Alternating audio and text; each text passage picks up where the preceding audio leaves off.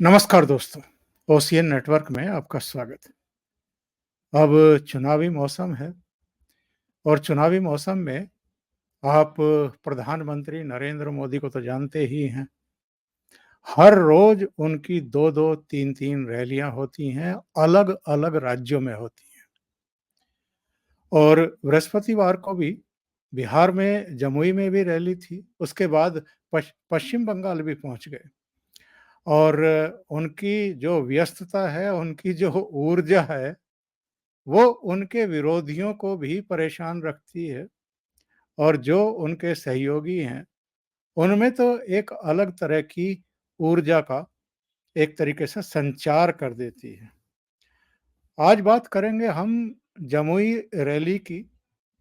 इसके अलावा जो प्रधानमंत्री ने वहाँ से संकेत और संदेश दिए हैं, पाकिस्तान को भी दिए हैं, चीन को भी दिए हैं कि हम तो घुस कर के मारते हैं। ये बदला हुआ भारत है। इसके अलावा नीतीश बाबू किस तरीके से गदगद थे आज, किस तरह भारतीय जनता पार्टी की तारीफों के पुल बांध रहे थे और प्रधानमंत्री नरेंद्र मोदी ने जिस तरीके से चिराग पासवान को अपना छोटा भाई कह करके संबोधित किया, एक्चुअल में इसके राजनीतिक मायने क्या हैं और इम्पैक्ट क्या होने वाला है, ये भी जरा समझने की कोशिश करेंगे। और उस पूरे इलाके में पिछले 4 दिन से अभिषेक तिवारी वहीं थे, देख रहे थे, ज़मीनी ग्राउंड को भाँप रहे थे, लोगों की नब्ज़ टटोलने की कोशिश कर रहे थे। तो वो हमें जो कहते हैं ना कि ग्राउंड ज़ीरो, तो वहाँ की रिपोर्ट देंगे। और क्या बिहार की सभी 40 सीटें भारतीय जनता पार्टी और एनडीए और उसके घटक दल जीत पाएँगे? इस पर भी चर्चा करेंगे। तो चलिए सीधे पटना से जुड़ जाते हैं अभिषेक तिवारी के साथ और फिर चर्चा को आगे बढ़ाते हैं। अभिषेक जी, बहुत स्वागत है आपका। ओमकार सर, आपको प्रणाम और आपके सभी दर्शकों को, ओशियन नेटवर्क के सभी दर्शकों को प्रणाम, नमस्कार। बहुत-बहुत स्वागत है, नमस्कार। आप सीधे जमुई से चल कर के आ रहे हैं जी। और आकर के सीधे मेरे शो से जुड़ गए। तो ये बताइए कि जमुई में जो जनसभा थी और जो कुल मिलाकर के भाषणों पर लोगों के रिएक्शंस थे, वो किस तरह के थे और उससे आप क्या संदेश और संकेत निकाल पाए हैं? सर, जमुई को मैं पिछले 4 दिन से और दूसरे चैनल्स पे मैंने वीडियोज़ भी अपलोड किए हैं। लेकिन जमुई को जब मैं ओवरऑल देखने गया था, बड़ा छोटा लोकसभा है और वहाँ पर 2 मुद्दा चल रहा था, बाहरी बनाम जो भी एक मुद्दा है कि जो चिराग पासवान के तरफ से कैंडिडेट हैं अरुण भारती जी, क्या वो बाहरी हैं? एंड द सेकंड पार्ट कि वहाँ की बेटी हैं क्या अर्चना रविदास। लेकिन इस पे मैं आऊँ जमुई पे, उससे पहले मैं एक बात बताऊँ सर, सिंगापुर से फ्लाइट लेकर के एक और आरजेडी की कैंडिडेट सीधे सारण उतरी और कहा ये तो मेरा मायका है, यहीं की बेटी हूँ, ये बात ठीक है। राहुल गांधी वायनाड से हैं। अब हमें सब परिभाषा बदलनी होगी, बाबा साहब अम्बेडकर के संविधान में ये सब बातें जो लिखी है उसको बदलना पड़ेगा मुझे लगता है। लेकिन अब जमुई की जनता कितनी समझदार है, आपको 3 चीजें बताऊंगा sir. Electoral bond, EVM, Ram मंदिर। जमुई के अंदर ऐसा कोई मुद्दा नहीं है जो नेशनल मीडिया सोच सकती है और उसके प्रति अवेयर नहीं है वहां की जनता। बहुत अवेयर, बहुत समझदार। और एक दर्शक से मैं एक जो हमारा, चूंकि दर्शक ही कहेंगे वहां पे, हालांकि यूं कह सकते हैं जमुई का रहने वाले थे, मोहम्मद सलमान से मेरी बात हो रही थी। उन्होंने कहा कि रमजान में मैं हूं और झूठ नहीं बोलूंगा। मोदी जी ने घर दिया, शौचालय का पैसा दिया, हर महीने पैसा आता है। हमने पूछा प्रधानमंत्री कैसे हैं? बोले उनके जैसा प्रधानमंत्री हम देखे ही नहीं, हम नहीं देखे। और वो रैंडम मेरी विजिट थी एक गांव में। दर्शक अगर देखेंगे उसको, इनफैक्ट देखा भी होगा बहुत सारे दर्शकों ने, तो बैकग्राउंड में वो खेत नजर आ रहा होगा सर। वो गेहूं का खेत है। अभिषार शर्मा को मैं बताऊं सर, गेहूं और धान 2 अलग अलग फसल होती है, कुछ लोगों को पता नहीं होता है। लेकिन हम वहां नहीं जाएंगे। आपने जो पूछा कि मोदी जी के प्रति क्रेज़, मैंने जो जमुई में देखा है उसका वाइब्रेशन है सर। मैंने आप ही के शो पे एक बात कही थी कि राम मंदिर की ग्रेविटी कितनी होगी, ये बात हमको लोकसभा चुनाव में जब हम ग्राउंड कवर करने जाएँगे तब।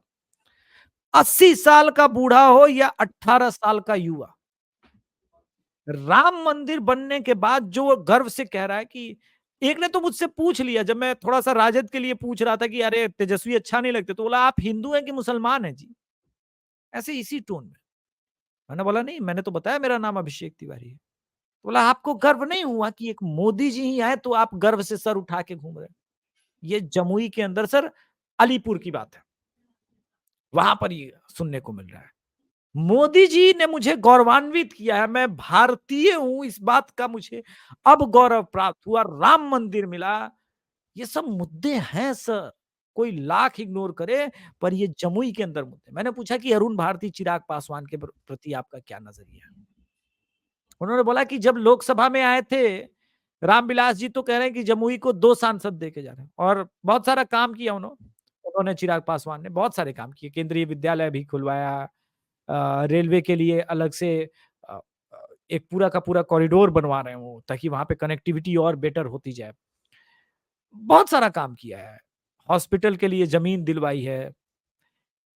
अब सेम डायलॉग जो है चिराग पासवान मार के गए हैं कि उनके अभिभावक तो नहीं रहे, लेकिन उनके बहनोई जब यहाँ से जीतेंगे तो संभवतः उनके अंदर भी ये विश्वास है कि ऑब्वियसली मोदी जी ने जो बात कही है आज, उस पे हम बाद में आएँगे, कि वो केंद्र में मंत्री बनेंगे और मुझे भी जहाँ तक मैं समझ रहा हूँ मोदी जी की राजनीति को, चिराग पासवान भविष्य के भारतीय सरकार में केंद्रीय मंत्री बनेंगे। अब बात ये है कि वहाँ पर अर्चना रविदास और राजद का जो कैडर है, वो कितना मजबूत है। सर, लोकसभा में ऐसी बात बोली है ना मोदी जी ने जिसने क्या पश्चिमी यूपी और क्या बिहार हो, अपोनेंट का मनोबल तोड़ के रख दी, जिसको कहते हैं ना मानसिक रूप से स जिसको कहते हैं मानसिक रूप से वो हार मान चुके कि नहीं जीतेंगे, बस लड़ रहे हैं। कैडर जमीन पे कुछ 10, 15, 20, 50 चल रहे हैं, वो ठीक है। लेकिन जो फाइट होनी चाहिए, जो इंटेंसिटी होनी चाहिए लोकसभा में, वो भाजपा के कार्यकर्ताओं में तो मुझे बिहार में वहां जमुई में दिख गया। अच्छा समन्वय कितना अच्छा हुआ है, मैं सरप्राइज हुआ सर। जेडीयू का कार्यकर्ता लोक जनशक्ति पार्टी रामविलास पासवान के जो पुत्र हैं वो इतने आलोचक रहे हैं, जदयू का कार्यकर्ता और वो दोनों एक साथ चल रहे हैं, एक दूसरे के साथ घुल मिल गए। बीजेपी का कार्यकर्ता, आप डिफर नहीं कर पाएंगे कौन है किसका कार्यकर्ता, सब मोदी में हुए पड़े। और समन्वय इतना कि मांझी जी बोल रहे हैं वहां से, मैंने बोला बोलिए बोलिए, तो उन्हें लगा पहले कैमरे पे आने में हिचक रहे थे, बाद में बहुत फोर्स करने के बाद बोला किसको वोट दीजिएगा, यहाँ से तो 2 कैंडिडेट खड़ा है, बोला हम तो मोदी जी को ना वोट देंगे। मैंने बोला तो डर के काहे बोल रहे हैं? नहीं, कुछ लोग मोदी जी के नाम पे ऐसे बोलने लगते हैं, हम लोग गरीब लोग हैं, आप देख ही रहे हैं मेरा वेशभूषा, हम मांझी हैं तो मोदीए को ना वोट देंगे। मैंने बोला भाई तो इतना डरना क्यों है? बोला नहीं डरना नहीं, हम नहीं चाहते हैं पत्रकार लोग को बताना, पता नहीं क्या सोचेंगे। अब वो सर गाँव में मैं क्या बताऊँ आपको, दोनों तरफ पगडंडियाँ हैं, चारों तरफ खेत है, उनके बीच में वो भैंस वगैरह सब चरा रहे थे और मैंने उनसे वो ग्राउंड पूछा, वो लगभग 40 डिग्री के आसपास सूर्यदेव भी अ, टॉर्चर कर रहे थे, बोला देखना है आज तुम्हारा भी परिश्रम कितना ग्राउंड पे जा रहे हो कवर करने। एक जो माहौल जो आपने पूछा सर, बड़ा इलेक्ट्रिक माहौल है और राजद उस इंटेंसिटी से डर गई है। उसे समझ में नहीं आ रहा है कि इससे लड़े कैसे, क्योंकि कांग्रेस का सपोर्ट नहीं है उसके पास और वाम दलों का थोड़ा बहुत सपोर्ट है। जमुई में वाम दल कभी हुआ करते थे, लेकिन अब नीतीश कुमार के आने के बाद बहुत सारी चीजें बदली, क्योंकि कनेक्टिविटी हो गई, इलेक्ट्रिसिटी आ गई। आप देखेंगे सर जहां जहां ये सारी चीजें हुई वहां से वाम दल साफ होता गया। जैसे ही लोगों ने विकास देखा, झोला उठाना छोड़ दिया इनके पीछे, लाल सलाम बोलना छोड़ दिया, तो जमुई से वो गायब हो गए। अब गायब हो गए तो राजद अकेले पड़ गया है। इसी वजह से ये एक तरफा जा रहा है अब मामला जमुई में। और ऊपर से मोदी जी तो फ्रंट फुट पर खेलने वाले हैं उन्होंने जंगल राज की भी याद दिलाई, उन्होंने भ्रष्टाचार की भी बात की, उन्होंने नक्सलवाद की भी बात की, परिवारवाद पर भी उन्होंने घेरा। इसके अलावा लालू यादव पर निशाना साधते हुए ये भी कहा कि लोग नौकरी के नाम पर ज़मीन लिखवा लें। ये लोग क्या बिहार का भला करेंगे? और लगे हाथ नीतीश कुमार की तारीफ कर दी और चिराग को अपना छोटा भाई बता दिया। तो बहुत जमकर के लालू यादव और कांग्रेस पर बरसे हैं।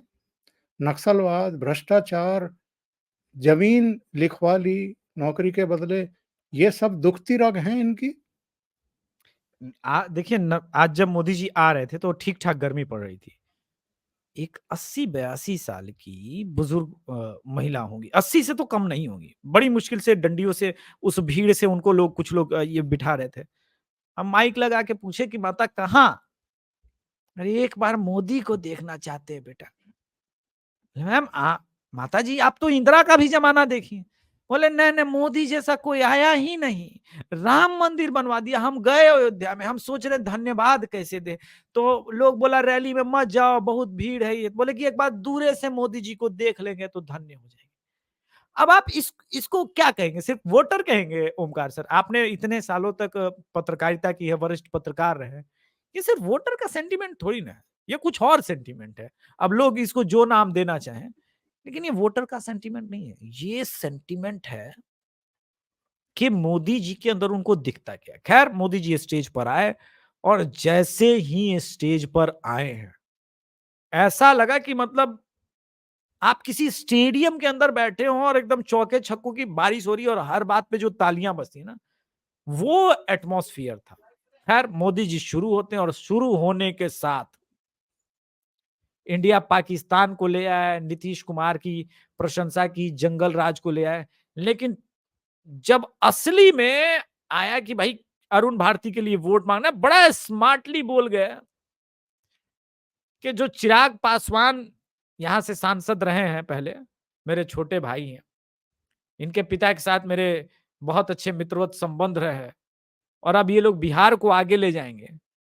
बड़ी आराम से अरुण भारती के लिए वोट मांग लिया और जनता ने बैठे-बैठे वहां पे आशीर्वाद दे दिया। देखिए मोदी जी ने 2-3 बातें जो कही वो मैं बहुत ध्यान से सुन रहा था कि अब जब पाकिस्तान आंख दिखाता है तो हम पलटवार करते हैं।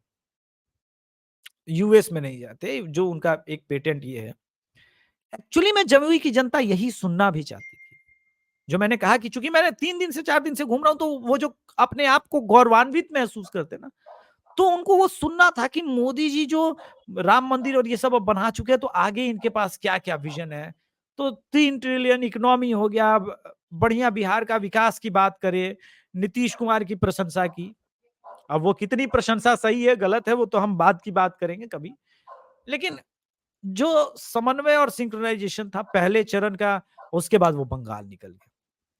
अद्भुत! मैं यही सोच रहा था सर कि हमारे पसीने छूट गए। मैं 11 बजे के बाद रिपोर्टिंग नहीं करता था और शाम को 4 बजे के बाद रिपोर्टिंग शुरू करता था। बीच का समय कहीं खेत में पेड़ की छाया में या कहीं गाड़ी खड़ी करके हम लोग टाइम मतलब पानी वगैरह पी के थोड़ा आराम कर लेते थे। लेकिन वो क्या अद्भुत आदमी है। इस तपती धूप में, गर्मी में ना केवल एक रैली, 2 मल्टीपल रैली कर रहे हैं।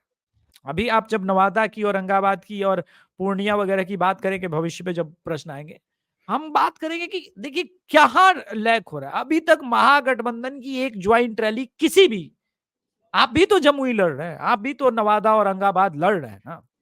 आपको भी तो इलेक्शन में जीतना है ना। ना तेजस्वी निकल रहे हैं, राहुल गांधी के बस की नहीं है इस गर्मी में इस प्रकार से रैलियां करना। तो आप जीतेंगे कैसे सर? अर्चना रविदास अकेले कितना गाड़ी खींच पाएगी? मैं ये जो बहुत सारे लोग मुझसे पूछ रहे हैं कि अरुण भारती को टिकट देना क्या परिवारवाद नहीं है? मैं इस बात का मैं स्पेसिफिक थोड़ा-सा उत्तर दूंगा सर। जी, जी। मैं अरुण भारती जी का पॉडकास्ट भी कल रिलीज करने वाला हूं, मैंने पॉडकास्ट किया है उनका। कैसे परिवारवाद हुआ? जिस आदमी ने पार्टी की मूलभूत संरचना में भूमिका निभाई हो, जब उनके रामविलास पासवान जी गुजर गए थे और 9 महीने बाद पार्टी ही टूट गई। तो एक नई पार्टी का गठन मान लीजिए मैं और ओमकार सर करते हैं, तो ऑब्वियस सी बात है मैं और ओमकार सर दोनों चुनाव लड़ेंगे, क्योंकि हमने नई पार्टी की गठन की किसके नाम पे, कि रामविलास पासवान जी की आइडियोलॉजी को बढ़ाना है। तो ये टेक्निकली परिवारवाद नहीं है। जिस प्रकार से अरुण भारती ने पूरा चिराग पासवान को, पूरे परिवार को, कुनबे को संभाला, किसी जमाने में वो रामकृपाल यादव करते थे बिहार में आरजेडी के लिए, जब लालू प्रसाद यादव जेल गए थे, लेकिन उनको तो टिकट नहीं दिया। और उनको जिन्होंने संभाला उनको टिकट नहीं दिया, और तीसरी बार से मीसा भारती को पाटलिपुत्र लोकसभा से फिलअप कर दिया है, और जबकि वो राज्यसभा की मेंबर भी है। वो अलग बात है कि चुनाव वो नहीं जीतेंगी पाटलिपुत्र लोकसभा भी, लेकिन फिर भी प्रयास तो तीसरी बार है लॉन्चिंग पैड देने का। तो ऐसे नहीं करना चाहिए। बड़ा अच्छा अरुण भारती जी ने एक बात कही कि उनका परिवारवाद समाजवाद है, और हमारा जो डिजर्विंग काम है वो भी परिवारवाद है। तो अब मैं कुछ नहीं कहना चाहता, मैं बिलो द बेल्ट नहीं जाता हूँ। He is very good learn person, बहुत ज्यादा पढ़े लिखे हैं, मसूरी से उस आदमी ने स्कूलिंग की है। तो वो लोग शिक्षा के महत्व को समझे, और वो उनका ये कहना है कि भाई मैं शिक्षा लाना चाहता हूं जमुई में।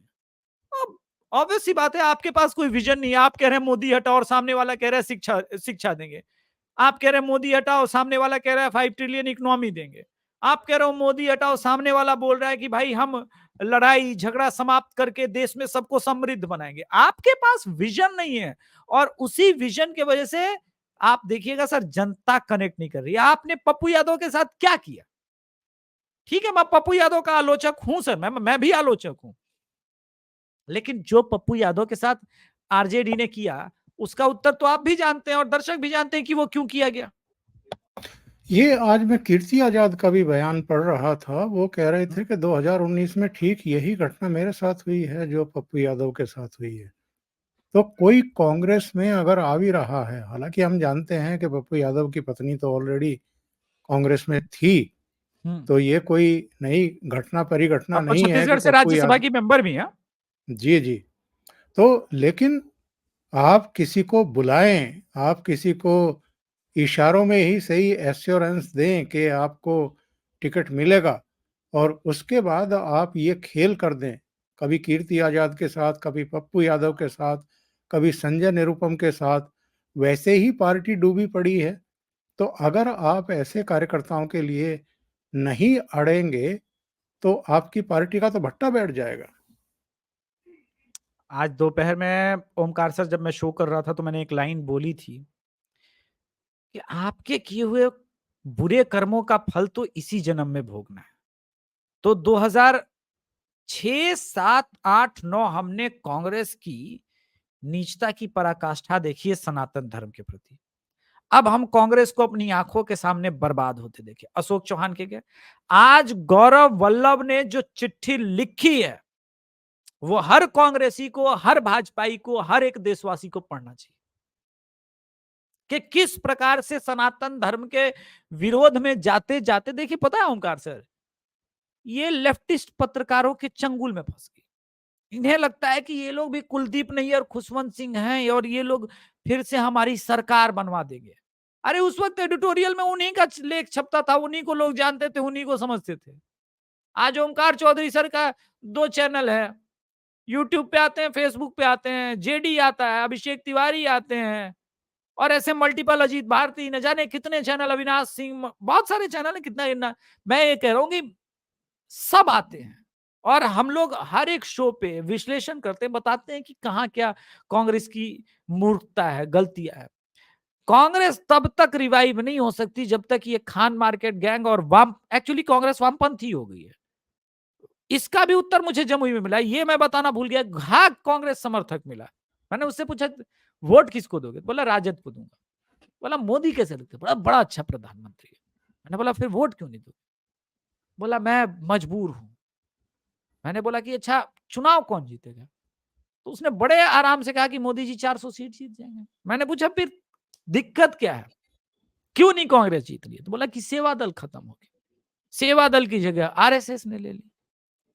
आज सेवा, और आप सेवा दल कैसे जारी रख सकते, वो लोग सेवा दल के लोग, अगर आप राम मंदिर का विरोध करेंगे तो सेवा दल के लोग बर्दाश्त करते नहीं, करते ना। तो कांग्रेस की तो कोर आइडियोलॉजी ही खत्म होगी, जो कभी कांग्रेस किसी समय में हुआ करती थी, कुछ भी जिस प्रकार के जो भी ठीक-ठाक जो भी ये था। वो तो है ही नहीं। आप तो देश विरोध पे उतर आए हो। मोदी कुछ भी अच्छा करेगा तो आपको गाली देना है। तो ये सारी बातें बताती हैं कि जनता सोशल मीडिया आने के बाद कितना ओमकार सर मैच्योर हो गई है। ये इनके झांसे में नहीं आ रही है। तो पप्पू यादव का जो आपने प्रश्न पूछा ना ओमकार सर, उसका एक लाइन का उत्तर ये है कि बेटे का करियर बचाना था। एक बड़ा यादव नेता अगर कांग्रेस में चला जाता और वो पूर्णिया से 1 सेकंड के लिए मानते चुनाव जीत जाता है। मैं इसलिए मानता हूं कि जीत सकता था अगर पप्पू यादव लड़ता तो, क्योंकि किसी समय में जब अपने शबाब पर था राजद, उस वक्त निर्दलीय पप्पू यादव जीत गए थे चुनाव, और पप्पू यादव जब जेल में थे तब उनकी माता को लगभग 2 लाख वोट मिल गया था, और वो जेल में थे और एक दिन कैंपेन नहीं किया था। इस बार तो पप्पू यादव की अपनी राजनीतिक लड़ाई होती, प्लस आरजेडी का वोट होता, प्लस कांग्रेस का भी थोड़ा बहुत वोट होता, और अपनी राजनीतिक भूमि है ही, तो मुश्किल होता। तो लालू यादव को लगा कि मैं जब कल को नहीं रहूंगा और कांग्रेस के पास पप्पू यादव जैसा बड़ा यादव लीडर हो जाएगा, तब तो सीमांचल की सीटें, बहुत सारी सीटें, और फिर मेरे बेटे का राजनीतिक भविष्य संभवतः खतरे में पड़ जाएगा। तो इसका राजनीति समाप्त हो। वैसे मुझे जरा भी इस बात का दुख नहीं है, पछतावा नहीं है। मैं पप्पू यादव की राजनीति से कभी सहमत नहीं रहा हूं। लेकिन मैं ये बता रहा हूं कि जो इंडिया, आपने एक बहुत अच्छा शो किया था, आज से 6-7 महीने हो गए, ओशियन नेटवर्क पे आपने एक शो किया था, जब आपने बताया था कि दिसंबर आते-आते ये इंडिया अलायंस, जो इंडिया अलायंस वगैरह है, वो नहीं रहेगा। संभवतः मैं जी, उस जी। शो में था, और शायद मिश्रा सर भी साथ में थे। जी, जी, जी। तो आज आप देखिए ये कौन-सा इंडिया अलायंस है क्या वही अलायंस जो आपने भविष्यवाणी की थी ओमकार सर? वो तो नहीं रहा। अब पप्पू यादव को हराने के लिए बीजेपी की आवश्यकता थोड़ी ना है, वो तो आरजेडी स्वयं हरा रहा है। कन्हैया कुमार के साथ आपने क्या किया? जानबूझ करके बेगूसराय सीट नहीं लेने दी। इसके बाद आपने जो स्थिति की गौरव के साथ, संजय निरुपम के साथ, अशोक चौहान के क्यों चले आए? तो आपका महाराष्ट्र में कुनबा बचा ही नहीं। अब संजय मेरे निरुपम भी सामने जी, मेरे सामने इस समय लिस्ट है कांग्रेस पार्टी छोड़ने वालों की। देखिए, जी, गुलाम नबी आज़ाद, आरपीएन सिंह, जितिन प्रसाद, संजय सिंह, अशोक चौहान, नवीन Jindal, Ravneet Bittu, captain Amarinder Singh, Preneet Kaur, Tom वड़क्कन, Sushmita Dev, Priyanka Chaturvedi, Anil Antony, Gaurav Vallabh, Jyotiraditya Scindia, Suresh Pachauri, Arjun Modhwadia, Milind Devda, Sanjay Nirupam, boxer Vijender Singh, Rajesh Mishra, बाबा सिद्दीकी, विभाकर शास्त्री, आचार्य प्रबोध कृष्णम और रोहन गुप्ता। रोहन गुप्ता ने भी ठीक वैसी ही चिट्ठी लिखी जैसी गौरव वल्लभ ने लिखी कि जब जब हिंदुओं के गौरव दिवस आते थे, हम अपने घर में घुसने के लिए अभिशप्त कर दिए गए थे।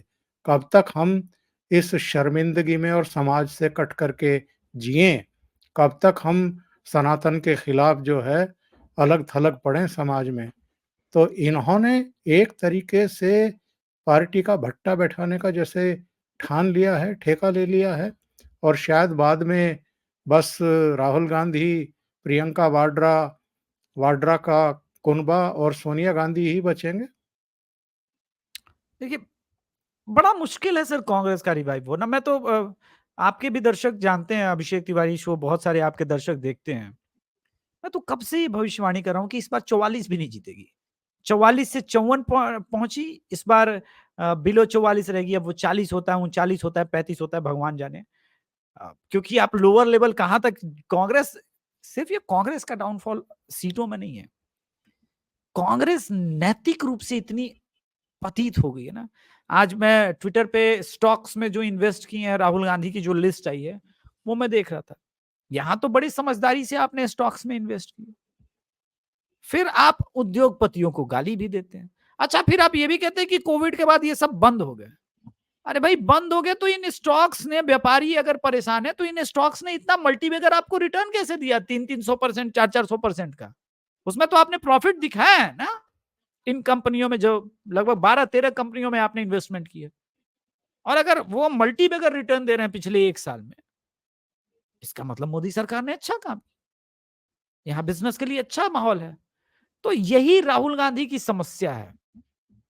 उन्हें अगर मोदी जी को पीछे छोड़ना है तो आपको बेटर चीजें बतानी होगी कि अगर मोदी जी 3 ट्रिलियन की बात कर रहे हैं तो हम 2 ट्रिलियन की बात करेंगे। लेकिन आप क्या कर रहे हैं? सर आप तो कह रहे हैं कि भाई हम मोदी जी को हराएंगे क्योंकि डेमोक्रेसी बचानी है। भाई जमुई की जनता वो डेमोक्रेसी के लिए नहीं आई हुई थी क्या? आज जो पागल हुई जा रही थी वो जो 80-82 साल की बुजुर्ग महिला है सिर्फ एक बार मोदी जी को देखना चाहती है। उन्होंने कांग्रेस का राशन नहीं देखा होगा ना, राजद भी देखा होगा, कांग्रेस भी देखा होगा, सब देखा होगा। वो मानने को तैयार नहीं है कि भाई मोदी जैसा कोई प्रधानमंत्री नहीं है। तो कुछ तो बात है। आप मोदी जी को हटाना चाहते हैं, हटाइए। लेकिन आपके पास प्रोडक्ट क्या है? आपके पास कोई प्रोडक्ट ही नहीं है। आपका प्रोडक्ट उत्तर प्रदेश में कुछ और होता है, कर्नाटक में कहते हैं कि हमको लोकसभा में ज्यादा सीटें नहीं आई तो हम फ्री बस पास देना बंद करेंगे। इसको धमकी बोलते हैं भाई, इसको धमकी बोलते हैं। आपकी पार्टी के समर्थक डीएमके वाले कहते हैं कि हम इरेडिकेट सनातन धर्म कर देंगे, और आपको लगता है कि बिहार में उसका प्रभाव नहीं होगा। बिहार में तो सोशल मीडिया है ही नहीं, बिहारियों को कुछ पता ही नहीं है। और जमुई की जनता बोल रही है कि सनातन धर्म को मिटाने वाले कैसे दें, आप हिंदू हैं कि मुसलमान हैं जी? मुझसे प्रश्न उल्टा पूछ लिया। तो समस्या गंभीर है ओमकार सर, और इस समस्या का निवारण कांग्रेस को स्वयं ढूंढना होगा। इसमें मैं या आप कुछ नहीं कर सकते। पर एक ऑनेस्ट सलाह है, ये जो खान मार्केट गैंग के छपरी यूट्यूबर जिनको आप लोग बहुत बड़ा पत्रकार समझते हैं ना, सबसे पहले इनकी छत्र छाया से निकल जाइए। ये फैक्ट चेकर और न्याय यात्रा में घूमे थे ना, ये फर्जी यूट्यूबर्स को भी हटा दीजिए। राहुल गांधी वास्तव में सही में भारत दर्शन करे अगले 5 साल, राजनीति ना करे, सिर्फ भारत दर्शन करे। फिर उनको समझ में आएगा कि आप तमिलनाडु में जिस सनातन संस्कृति को मिटाने वाले जॉर्ज पुनैया से मिल के आए हैं वो इतना आसान नहीं। तो एक लाइन में और कंक्लूड करूंगा सर, सनातन तो मिटाने चले थे, सनातन मिटा नहीं पाए। हम और आप बैठ करके आने वाले समय में कांग्रेस को मिटते हुए देखेंगे। अभिषेक जी बहुत बहुत धन्यवाद ओशियन नेटवर्क के लिए इतना समय निकालने के लिए और कई मुद्दों पर बहुत गहन चिंतन मनन करके उस पर समीक्षात्मक विचार रखने के लिए। Thank you so much. नमस्कार। ओमकार सर आपको प्रणाम, आपके सभी दर्शकों को नमस्कार। जय श्री राम। जय श्री राम।